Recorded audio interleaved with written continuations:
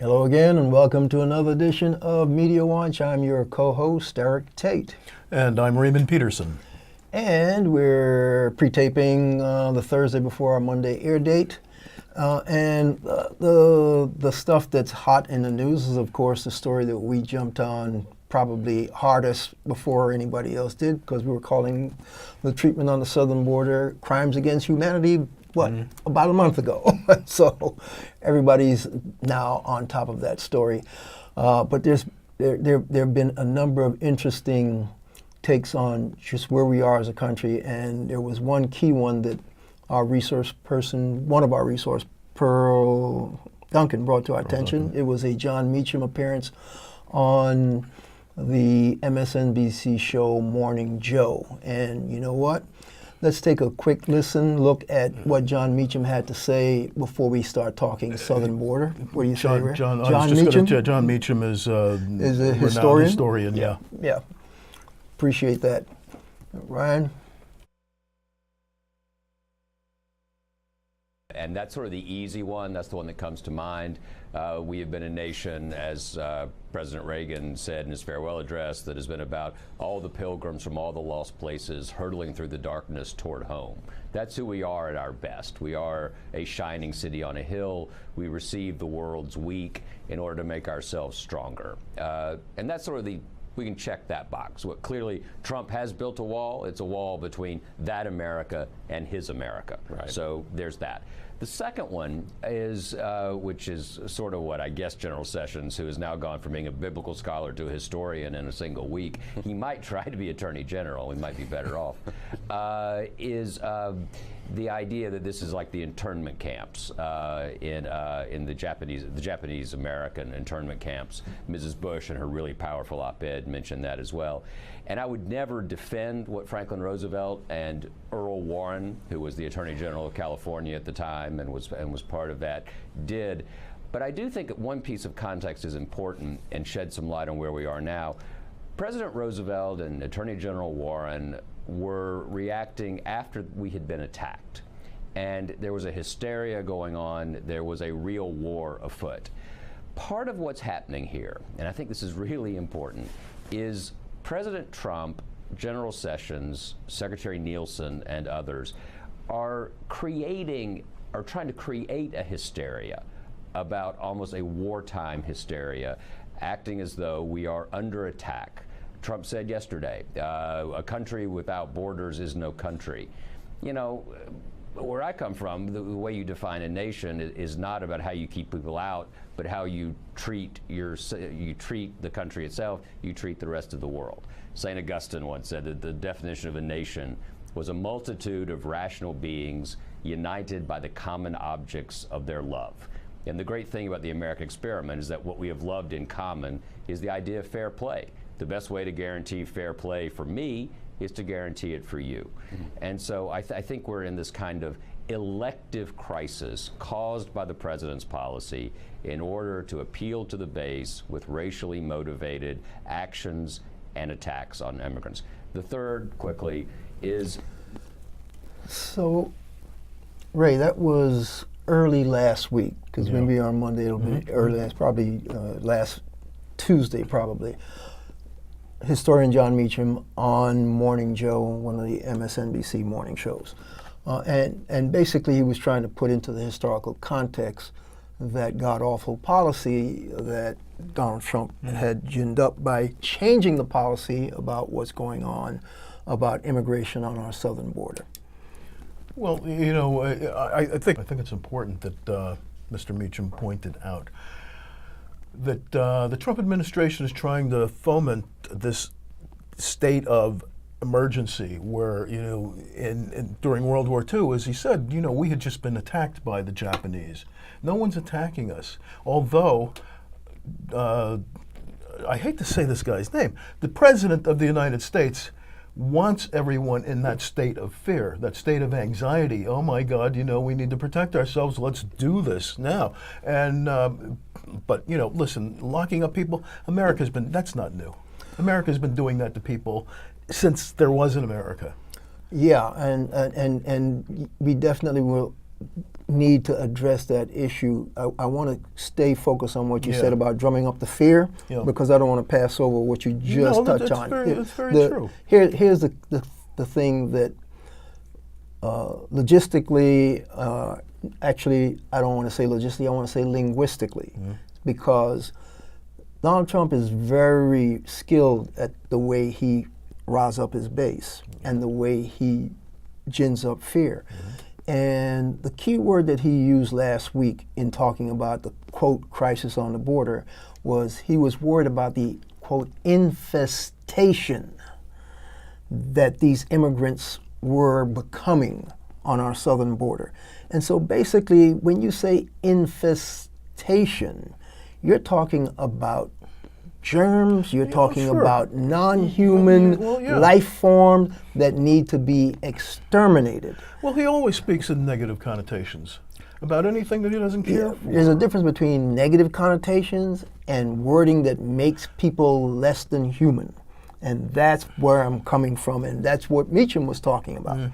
When you're talking about making immigrants less than human, because I believe he used that phrase. I'm not sure if we caught it in that particular segment that we aired, but the drive to make those immigrants on the southern border less than human, to make them like vermin that need to be exterminated, that's the supposed gamble that he and Stephen Miller are supposed to be making, that's going to appeal to their base, it's going to rile them up, and so that's why they started this policy.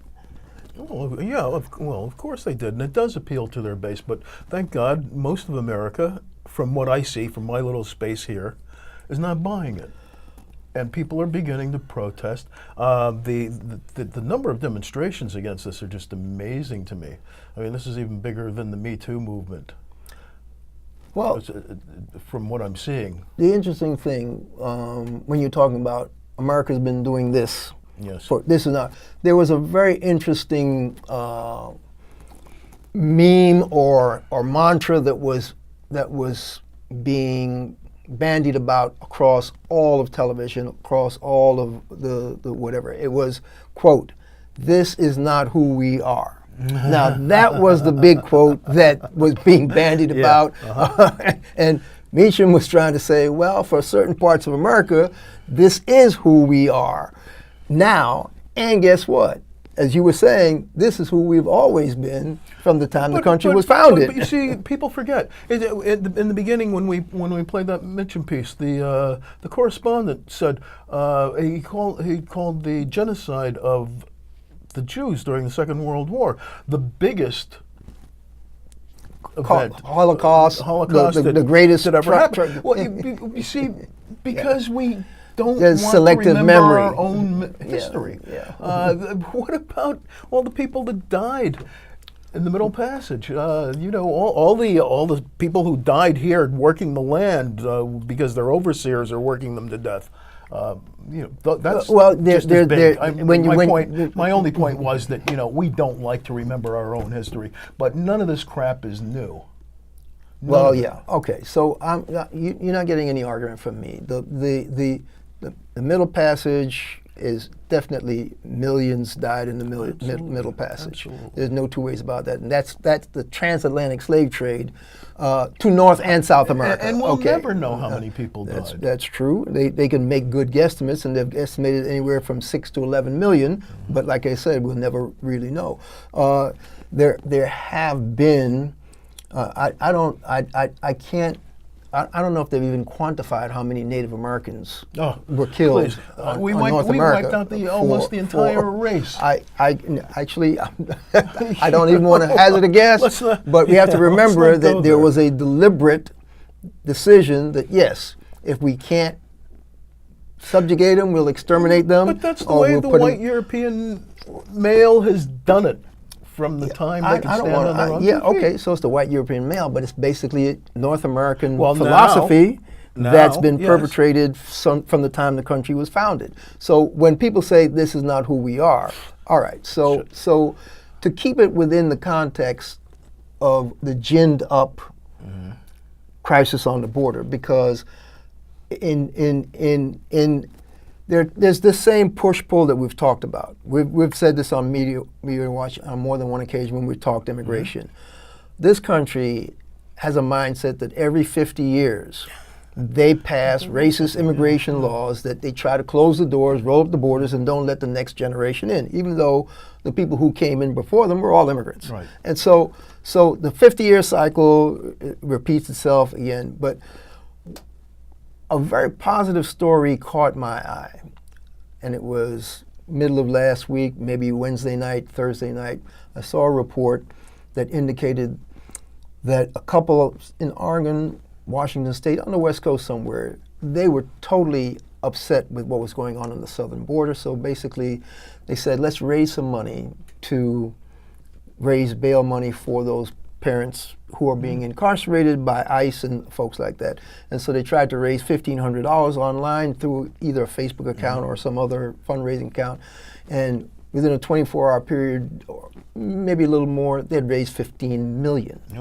Okay? Wow. Now, from 1,500 to 15 million, that shows you difference. That people in North America have decided, or maybe it was a global response, that, yeah, maybe this is not who we all are in this country. Maybe we will appeal to the better angels in ourselves and in our nature in this country. And so not only was money pouring in, there were all kinds of people volunteering to physically go to Texas to assist these folks. You know, that's the kind of outpour we need during the elections.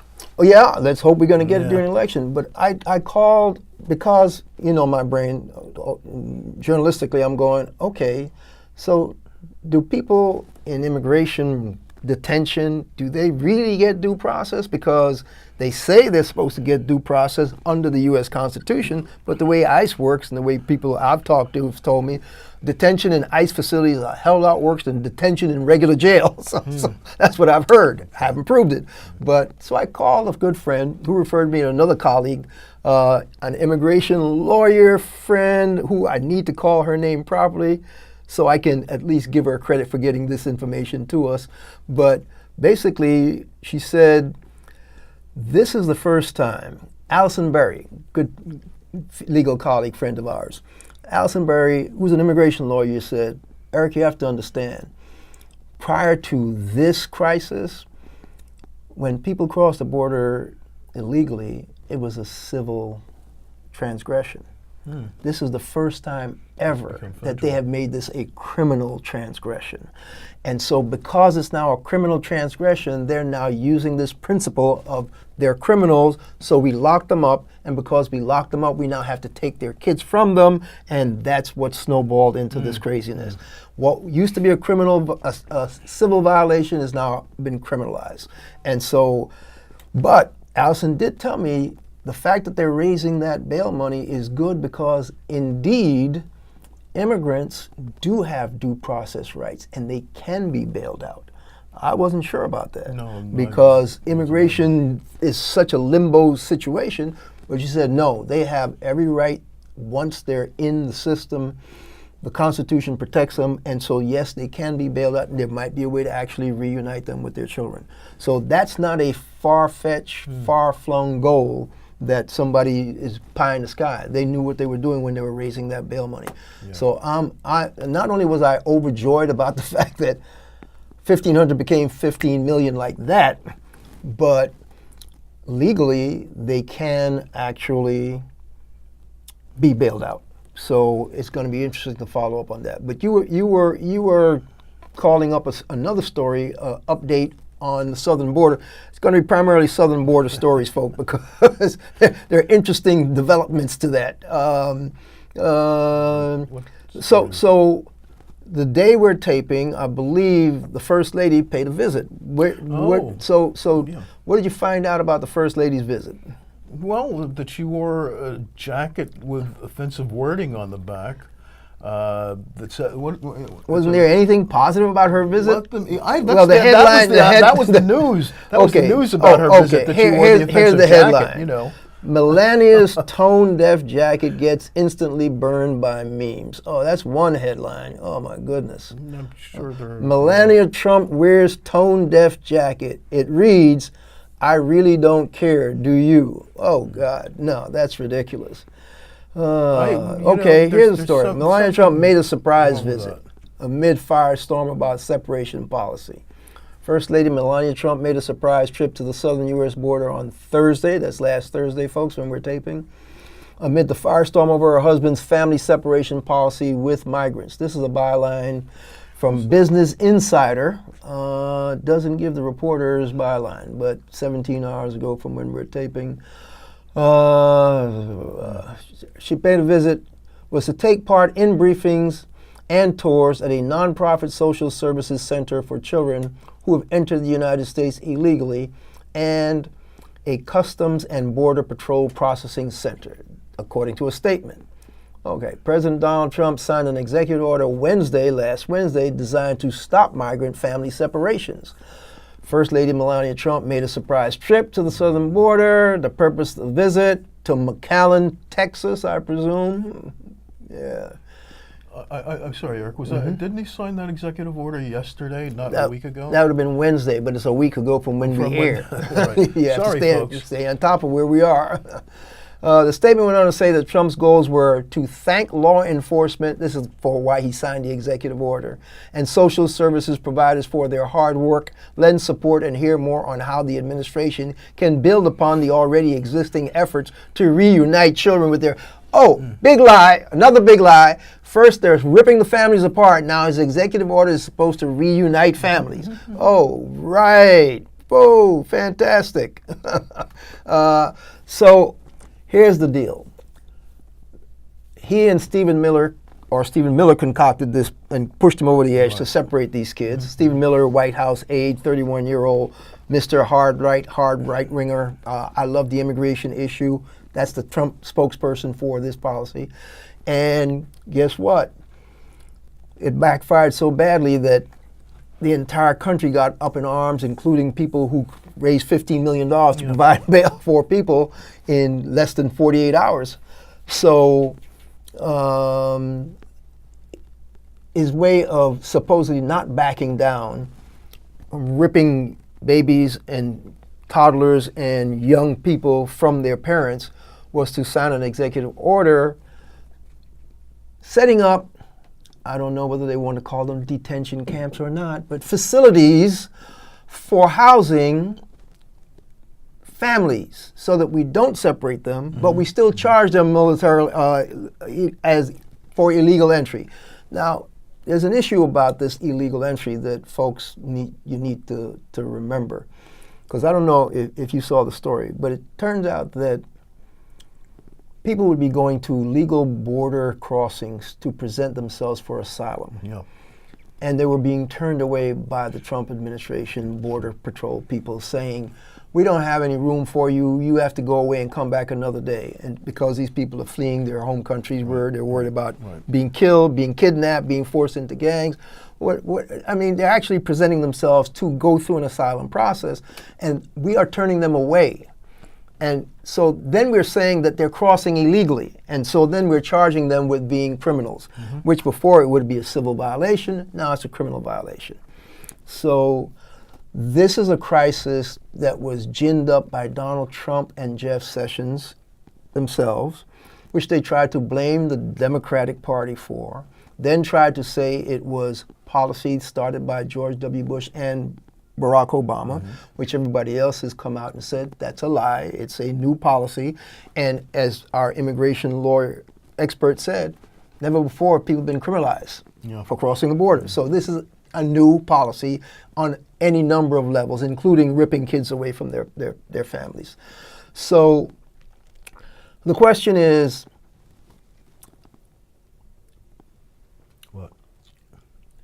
how many profiles in courage from the Republican Party are we going to see? Have you seen anything about who, besides Orrin Hatch or whomever, been saying this needs to stop?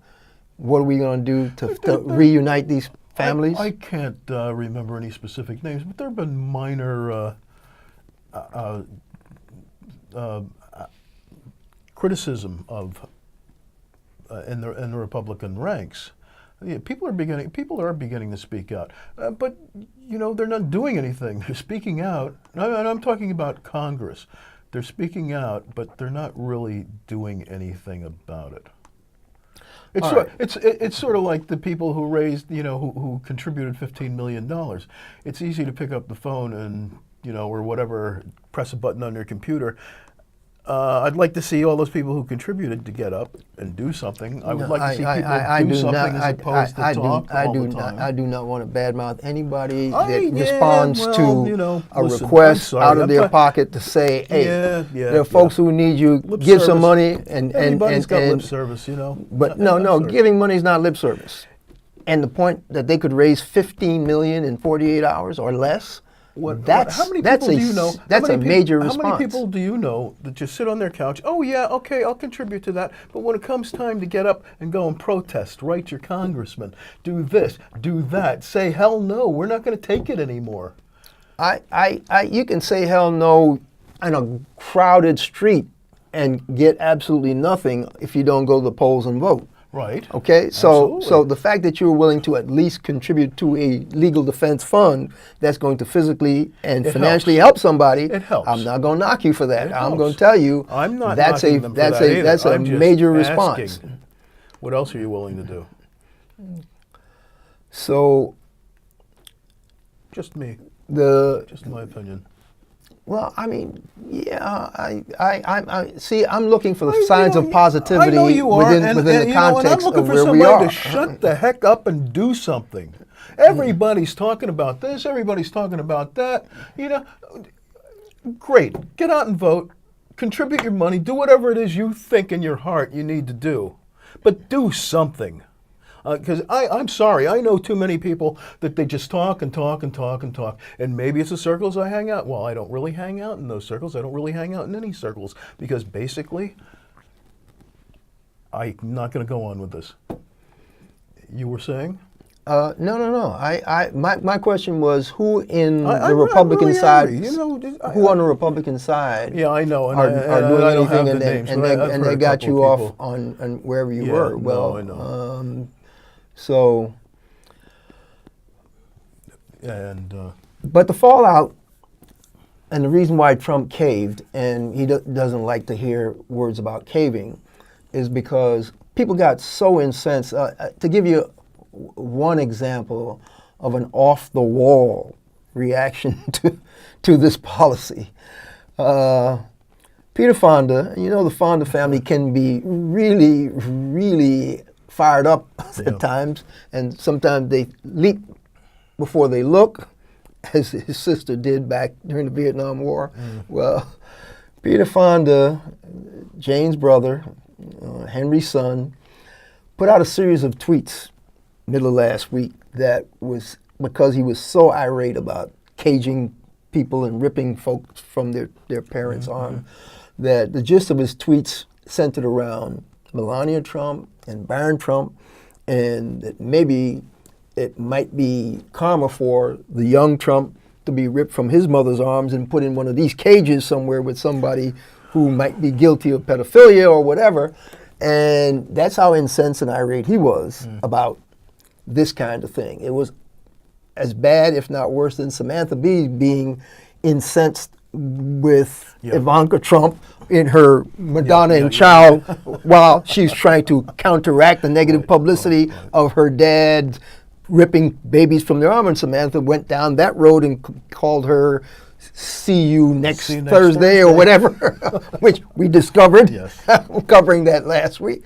So people were seriously, seriously irate. And Peter Fonda deleted his tweets, apologized, and of course, firestorm from all the folks on the far right says, how come he's not fired? How come his shows aren't canceled, etc. But the bottom line is, Time Magazine, I guess the online version, because I haven't seen a newsstand, I think they're now totally online, but the latest Time Magazine cover has, I think the headline is America, Meet America or something, but basically the AP, I believe it's an AP shot of the toddler at the border who's standing there, tears, bawling, screaming, crying, whatever, and you can only, the photographer was, he just zeroed in on her, and you can probably see the back of her mother's legs, and her mother's in this altercation with the ICE people, whatever, about to rip her baby from her.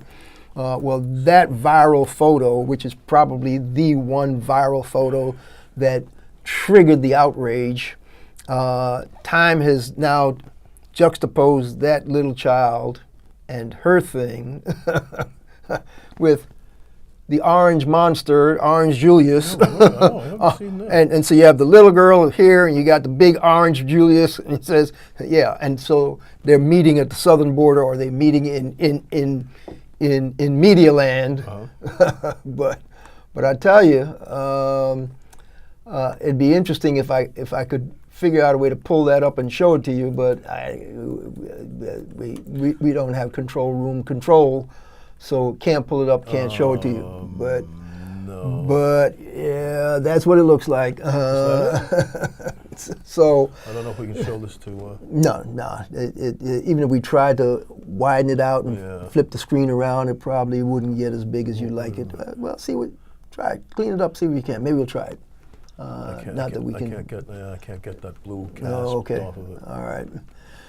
So yeah, but it's a great shot. What's the headline? Can you read the headline? Welcome to America. That's the headline. And the big Orange Julius is looking down at the little girl. Welcome to America. Words can't do it justice. You got to see the shot. You got to see the shot. It's a fabulous shot. Okay, so in the little time that we have left, I think we got like 3 minutes left. Well, if you give it a shot. Yeah, put that forward. There you go, folks. That's Welcome to America, folk. The orange monster and the little immigrant child, face to face. So, in the little time we have left, in other news, rather than just the southern border, being black in America. What was our being black in America? Yes, there were a couple of stories of being black in America. There were. There's one that I remember. Oh, I forget what town it was. Well, the quote that I like today, I picked for the day, Joyanne Reed. Go ahead and read it. That's the MSNBC anchor. Yes, being black means constantly rendering yourself unthreatening to white people. This has been Media Watch. I'm your co-host, Eric Tait. And I'm Raymond Peterson. And catch us on YouTube at Media Watch EVT.